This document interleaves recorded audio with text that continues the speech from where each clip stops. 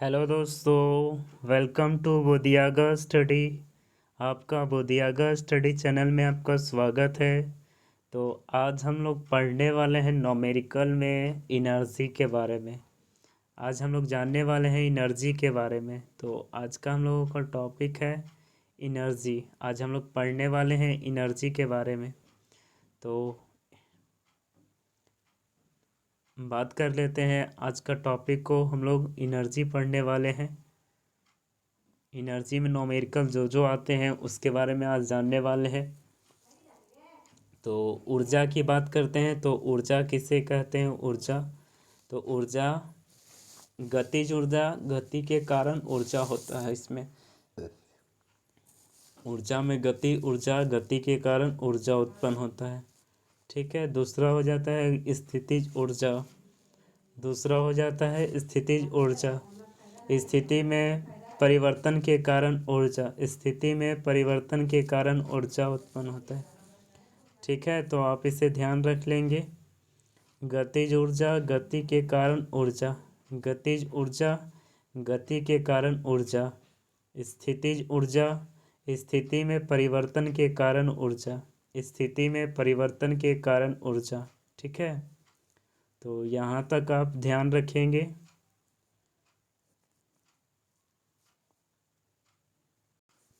चलिए आगे बढ़ जाते हैं, आगे बात कर लेते हैं। आगे है मास। मास जिसे केजी में व्यक्त करेंगे। वेग v² जिसे मीटर प्रति सेकंड में इससे क्या करेंगे? व्यक्त करेंगे। हाइट, हाइट को मीटर में व्यक्त करेंगे। तो सब होना चाहिए। मास को केजी में, वेग को मीटर प्रति सेकंड में, हाइट को मीटर में होना चाहिए। ठीक है, चलिए आ जाते हैं, बात कर लेते हैं काइनेटिक एनर्जी। काइनेटिक एनर्जी के बारे में बात कर लेते हैं। तो काइनेटिक एनर्जी गतिज ऊर्जा। काइनेटिक एनर्जी गतिज ऊर्जा, गतिज ऊर्जा। ठीक है, काइनेटिक एनर्जी बराबर क्या होता है? Half mv²। Half mv²। Kinetic energy बराबर क्या होता है? Half mv²। काइनेटिक एनर्जी बराबर होता है हाफ mv²। Half mv²। ठीक है, या फिर इसे कह सकते हैं mv²। m into v²/2। ठीक है, इसके बाद आ जाता है स्थितिज ऊर्जा। स्थितिज ऊर्जा पोटेंशियल एनर्जी। पोटेंशियल एनर्जी का फॉर्मूला हो जाता है mgh, मास, इसके बाद ग्रेविटेशनल हाइट। ये दोनों का एसआई मात्रक क्या होता है? जूल। संकेत इसका जे से कर सकते हैं। ठीक है, चलिए अब आ जाते हैं प्रश्न के बारे में। प्रश्न की बात कर रहे तो पहला प्रश्न आ जाता है 2 kg। 2 kg का एक गोला है जो 2 किलोमीटर प्रति घंटा के वेग से गतिमान है। 2 kg का एक गोला है जो 2 किलोमीटर प्रति घंटा के वेग से गतिमान है। ठीक है, उसमें कितना गतिज ऊर्जा यानी कितना काइनेटिक एनर्जी वर्क कर रहा है, तो जान लेते हैं इसे। पहले आप यहाँ जाने कि यहाँ होना चाहिए मास कितना है? 2 kg। वेग कितना है? 2। तो काइनेटिक एनर्जी का फॉर्मूला आपको हमने बताया हाफ mv²। ठीक है, हाफ की जगह हाफ कर दिए, एम की जगह यहाँ देखिए 2 kg है तो 2 लिख दिए यहाँ, इंटू 2। और यहाँ देख लेंगे 2 किलोमीटर प्रति घंटा है और आपको यहाँ बदलना है मीटर प्रति सेकंड में। तो क्या करते हैं मीटर प्रति सेकंड में बदलने के लिए?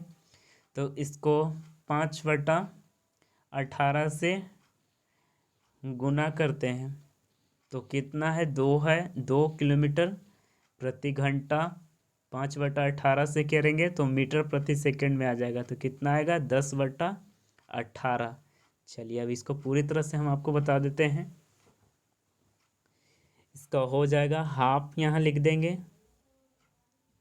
हाफ मास कितना है 2, 10/18। आपको यहाँ मीटर प्रति सेकंड में हमने आपको बदल कर दिखाया, 10/18।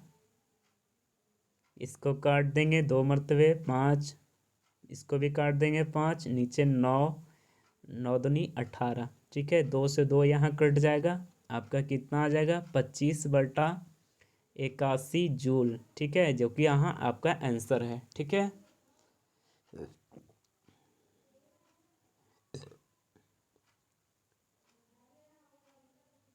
ठीक है। अब नेक्स्ट प्रश्न में आ जाते हैं, नेक्स्ट बात कर लेते हैं। नेक्स्ट प्रश्न में बात कर लेते हैं, 8 kg जूल के गति से गतिमान 10 kg का एक टायर में कितना वेग होगा। चलिए, अब यहाँ हम आपको कितना वेग होगा, आपको यहाँ क्या पूछा है, वेग पूछा है। तो आप काइनेटिक एनर्जी बराबर half m v square, half m v square. ठीक है, यहाँ फॉर्मूला लिखा हुआ है, तो हम आपको यहाँ से डायरेक्ट बता ही देते हैं। देखिए, यहाँ फॉर्मूला लिखा हुआ है, देख सकते हैं यहाँ हाफ एम वी स्क्वायर।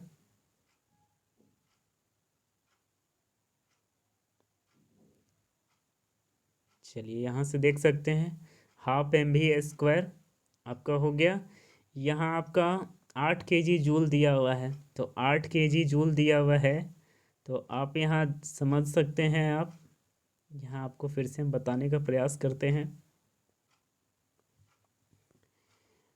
तो यहाँ आप ध्यान रखेंगे कि काइनेटिक एनर्जी बराबर mv²/2। यहाँ आपको देखा जाए तो 8 kg जूल है, तो इसको हम आपको पहले 1000 से गुना करेंगे। क्यों करेंगे, इसे kg में बदलने के लिए, जूल में है ना। तो और मास कितना दिया है, तो 10 kg मास यानी द्रव्यमान है। v² भी पूछा गया है। ठीक है, तो आप यहाँ से कैलकुलेशन कर सकते हैं, 0 से 0 ख़त्म कर लेंगे, 0 से 0 ख़त्म हो जाएगा। यहाँ 0 से 0 ख़त्म हो गया आपका, और यहाँ से यहाँ गुना किए तो 8 दूनी कितना हो गया 1600। तो आप यहाँ लिखेंगे v² बराबर 1600। अब 1600 यहाँ ही स्क्वायर के बदले इधर रूट चढ़ा देंगे, तो v बराबर कितना आ जाएगा 40। 1600 का वर्गमूल कितना होता है 40।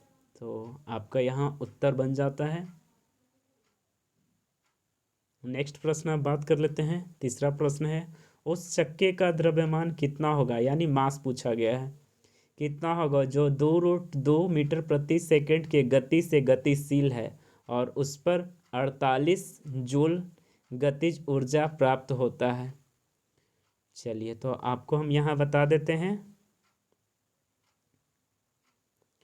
आपको यहाँ पे हम आपको बताते हैं, काइनेटिक एनर्जी बराबर क्या होता है mv²/2। ठीक है, यहाँ स्क्वायर है, आप इसे समझेंगे।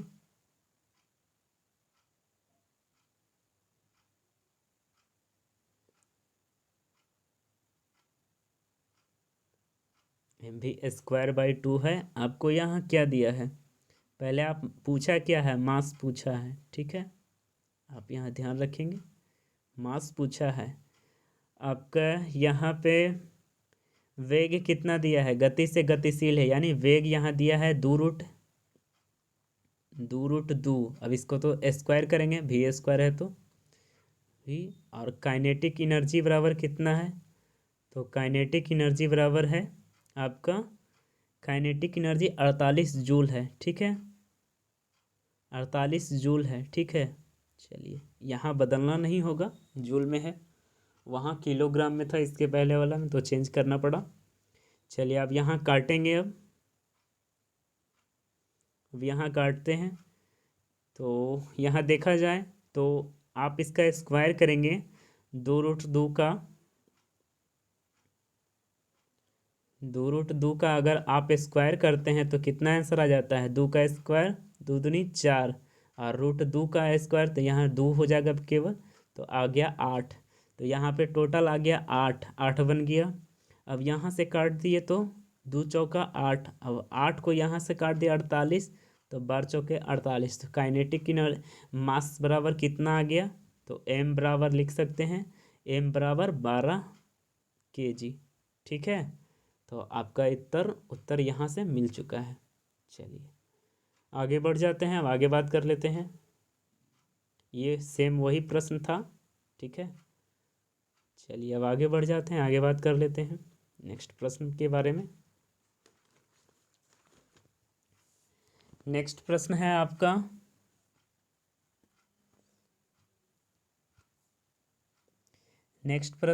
आपका, आधा केजी का गेंद कितना वेग यहाँ पूछा गया है। तो आप यहाँ ध्यान रखेंगे, काइनेटिक एनर्जी बराबर mv²/2।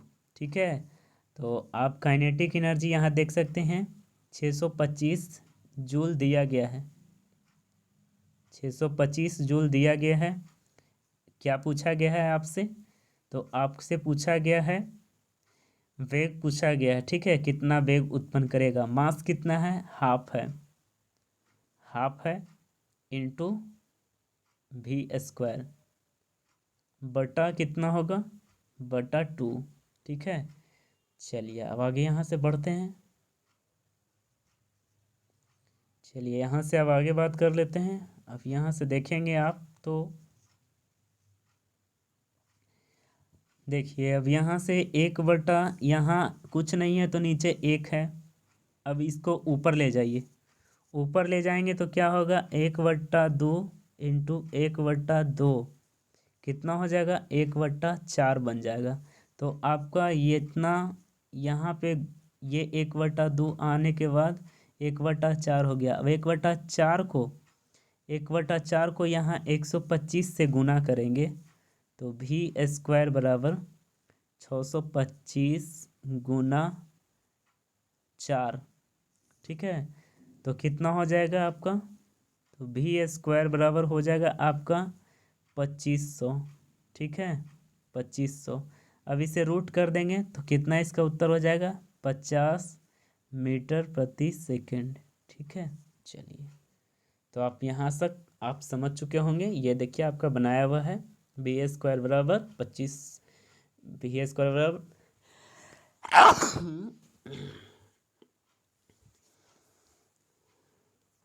तो v बराबर कितना हो गया, 50 मीटर प्रति सेकंड। ठीक है,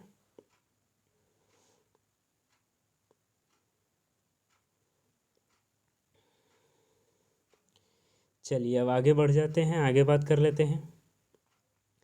आगे प्रश्न है, किसी वस्तु का वेग को √2 गुना कर दिया गया है, तो इसका नया गतिज ऊर्जा में क्या परिवर्तन होगा। तो यहाँ कुछ नहीं करना है, v² बराबर कर देना है √2, ये स्क्वायर को यहाँ ले जाना है, स्क्वायर को यहाँ ले जाने के बाद रूट से स्क्वायर से रूट खत्म हो गया, तो v बराबर 2, उत्तर 2। ठीक है, चलिए अब आगे बढ़ जाते हैं, आगे बात करते हैं। वेग को आधा कर दिया जाए, तो यहाँ ध्यान रखेंगे, वेग को आधा किया है, स्क्वायर के बदले इधर रूट चढ़ा देंगे,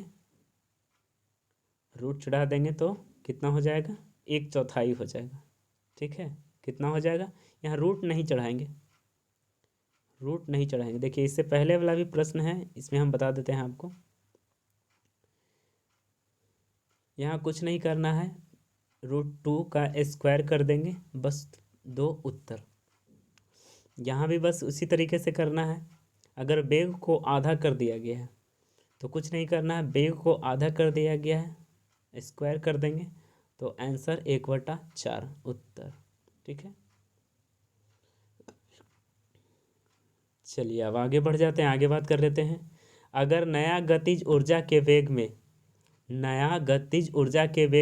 नया कितना है, नया गतिज ऊर्जा के वेग में 16/36 है, तो ये पुराना वाला वेग क्या था। तो इसका पुराना वाला वेग क्या था, इधर रूट कर देंगे तो कितना आ जाएगा, 4/6 उत्तर। ठीक है, चलिए अब आगे बढ़ जाते हैं, आगे बात कर लेते हैं। आगे है 50 ग्राम के पत्थर को 10 मीटर के ऊंचाई पे, आपका पोटेंशियल एनर्जी वाला फॉर्मूला आ गया mgh वाला। ठीक है, चलिए तो यहाँ आप बात कर लेंगे। 50 ग्राम के पत्थर को 10 मीटर के ऊंचाई पर रख देंगे तो उसमें कितना स्थितिज ऊर्जा उत्पन्न होगा। तो mgh बराबर आपका मास कितना दिया है, 50 ग्राम है तो आप इससे बदलेंगे किलोग्राम में, तो बट्टा में 1000 करेंगे और गुना आपका जी बराबर आप यहाँ एक फिक्स मान ले सकते हैं 10, 9.8 समथिंग कुछ होता है, लेकिन आप यहाँ 10 लेंगे। ठीक है, तो गुना जी बराबर 10, एच बराबर क्या है, एच बराबर आपका हाइट दिया है यहाँ 10 मीटर, तो 10। अब यहाँ से ट्रिपल जीरो से जीरो यहाँ कटेगा, 3 जीरो है 2 3, 3 जीरो यहाँ काट देंगे 2 3, तो आंसर आपका आ जाएगा 5 जूल। ठीक है, आपका यहाँ बना हुआ है, आप जी का मान लगभग 10 ले सकते हैं। चलिए अब आगे बढ़ जाते हैं, आगे बात कर लेते हैं। आगे है 20 केजी जूल का स्थितिज ऊर्जा प्राप्त करने के लिए 2 केजी के वस्तु पर कितना ऊंचाई, आपका इस समय क्या पूछा है, ऊंचाई पूछा है। तो mgh यहाँ ले लेते हैं, पोटेंशियल एनर्जी बराबर मास कितना दिया है, मास आपका 2 केजी दिया है, जी का मान 10 ले सकते हैं, और इसके बाद एच आपका पूछा गया है। ठीक है, और पोटेंशियल एनर्जी आपका 20 केजी जूल दिया हुआ है, तो 20 केजी जूल आपका दिया हुआ है। आपको यहाँ फ्रेश से बनाते हैं,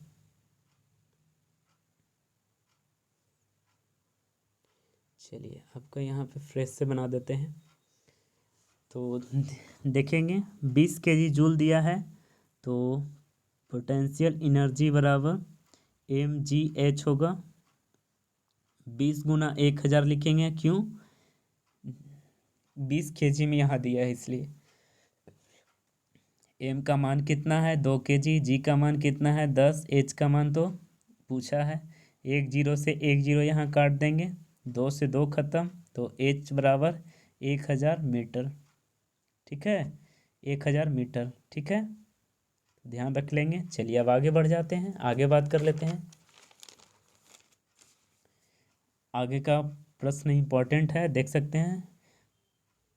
50 सेंटीमीटर लंबी एक छड़ जिसका द्रव्यमान 100 ग्राम है, उसे 1 मीटर ऊंचाई वाले स्थान पर रख दिया जाए तो उसकी स्थितिज ऊर्जा में क्या परिवर्तन हो जाएगा। तो पोटेंशियल एनर्जी बराबर mgh। ठीक है, तो आप यहाँ ध्यान से देखेंगे, मास आपका कितना दिया है 100 दिया है मास, इसे 1000 से भाग देंगे केजी में लाने के लिए। जी का मान तो आपको पता है 10, और हाइट कितना है 1 मीटर, तो आपका पूछा गया है जो आपका प्रश्न। तो यहाँ 1 जीरो 2 जीरो 3 जीरो 1 2 3 जीरो खत्म हो जाएगा, तो आपका एच बराबर कितना हो जाएगा 1 मीटर, एक आपका उत्तर हो जाएगा। ठीक है, यहाँ 50 से कोई मतलब नहीं है यहाँ, क्योंकि यही इस तीनों का ही मान पूछा गया है, तो आपको 50 सेंटीमीटर से कोई मतलब नहीं रखना है। चलिए नेक्स्ट, अब अंतिम प्रश्न है आपका। यहाँ कह रहा है 5 केजी का एक हथौड़ा को कितना ऊंचा उठाना पड़ेगा जिसमें 5 केजी जूल की ऊर्जा आ जाए। तो आप पोटेंशियल एनर्जी बराबर देख सकते हैं mgh लिख देंगे, कितना है 5 केजी जूल, इसे 1000 से गुना करेंगे तो जूल में आ जाएगा। एम मास कितना है तो 5, और इसके बाद जी का मान आप 10 ले सकते हैं, 10 है ही, होता ही है समथिंग। और हाइट कितना है, तो हाइट आपका पूछा गया है। चलिए तो आप यहाँ से उत्तर कर सकते हैं। 5 से 5 खत्म हुआ, यहाँ 5 से 5 कटा, जीरो से यहाँ जीरो खत्म हो गया, तो एच बराबर 100 मीटर इज उत्तर। ठीक है, तो आपको आशा करते हैं दोस्तों आपको यह न्यूमेरिकल ऊर्जा से रिलेटेड यह न्यूमेरिकल बेहद अच्छा लगा होगा। अगर अच्छा लगा तो आप हमारे चैनल को जरूर सब्सक्राइब करेंगे, लाइक करेंगे। तो ध्यान रखेंगे दोस्तों। तो आज का टॉपिक ऊर्जा से रिलेटेड न्यूमेरिकल था। ये आपके ग्रुप डी रेलवे एग्ज़ाम में और कई सारे एग्ज़ाम में पूछ लिए जाते हैं, तो आप इसे ध्यान से सुनेंगे, पढ़ेंगे। तो आज का टॉपिक यहीं तक रखते हैं। थैंक यू, धन्यवाद।